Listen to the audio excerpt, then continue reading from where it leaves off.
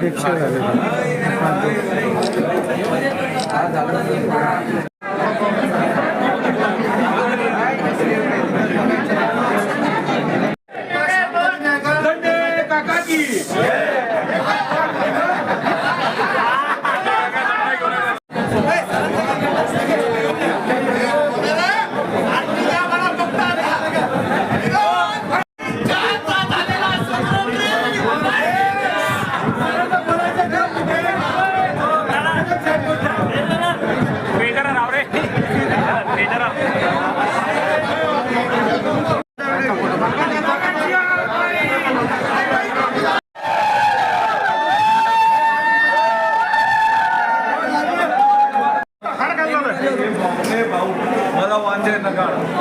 तुम्ही भी थांबा सर.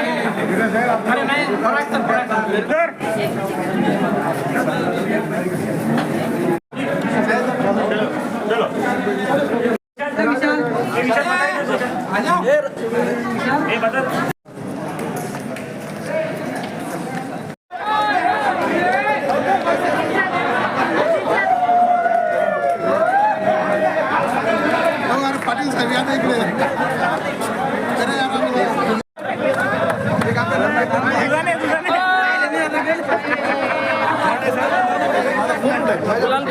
फोन ठेवून काय करेल ते आणि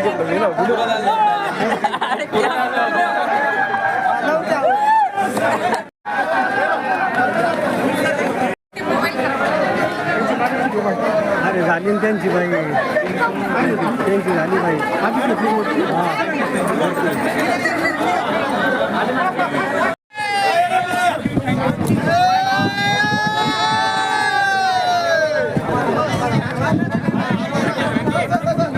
हो नहीं सकता, सत्य परेशान हो सकता है, हे मला म्हणायचं. आणि ह्या प्रमाणे ही निवडणूक लढल्या गेली, ह्या मुद्द्यावर ही निवडणूक लढल्या गेली आणि सर्व माझ्या मित्रमंडळी जे मला मोलाचं सहकार्य करून निवडून दिलं. आम्ही आमची नवीन आलेली कार्यकारिणी या बेंचचं नाव कसं उंच वाढेल यासाठी प्रयत्न करू.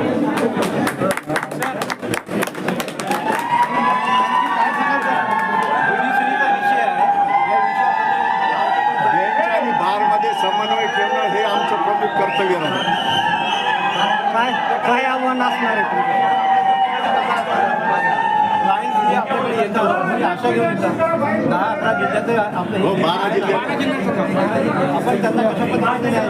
न्याय देणार न्याय देवता आहेत बसलेले. आम्ही त्यांना सहकार्य करतो. वकिलांचं काम आहे न्यायालयाला सहकार्य करणं आणि जजमेंट घेणं. या पद्धतीनं आम्ही आपल्या पद्धतीनं आपलं न्यायालयाला सहकार्य करूत आणि न्याय लोकांपर्यंत कसा जाईल, लोकांना न्याय कसा मिळेल याकरता प्रयत्न करू. वकिलांचे भरपूर प्रश्न आहे, तुमच्यावर मोठी जबाबदारी पडली. हो, जबाबदारी आहे. ती जबाबदारी आम्ही आत्मविश्वासाने पूर्ण करू आणि सगळ्यांचं सहकार्य घेऊन या खंडपीठाचे जे काही प्रश्न आहेत ते आम्ही सोडवण्याचा निश्चित प्रयत्न करू. मागच्या बॉडीकडून त्यांनी बऱ्यापैकी काम केलेलं आहे, पण आता सगळे कामं एकाच वेळेला एकदाच होऊ शकत नाही. कारण हा आमचा जो पिरियड आहे तो 1 वर्षाचा.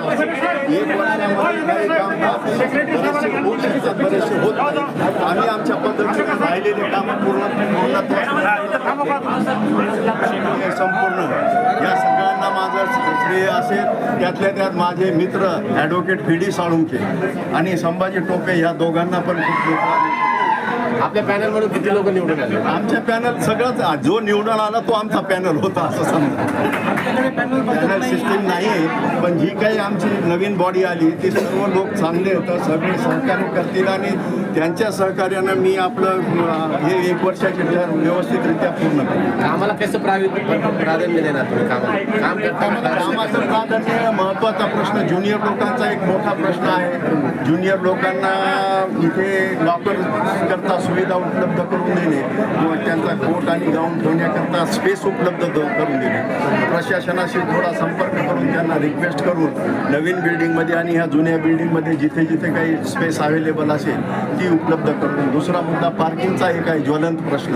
तिसरा मुद्दा आमचे चेंबर जे आहेत अर्धवट याच्यामध्ये अवस्थेमध्ये त्याचा आम्ही संपूर्ण अभ्यास करू आणि त्याच्यामधून काय मार्ग काढता येईल तेवढा निश्चित. ते वर्ष 2 वर्षभरात वकिलांवर हल्ले वाढलेले आहे काय वकिलांवर हल्ले वाढले तर त्याकरता आमच्या वेगवेगळ्या संघटना आणि अपेक्स बॉडीज हे याच्यावर काम करतायत आणि त्यांना आम्ही त्याबाबत सहकार्य करू आणि ॲडव्होकेट प्रोटेक्शन ॲक्ट कसा पास होईल पार्लमेंटमध्ये याबद्दल आम्ही निश्चितच एक मोठ्या प्रमाणावर नाही झालं तर आंदोलनही उभं करू.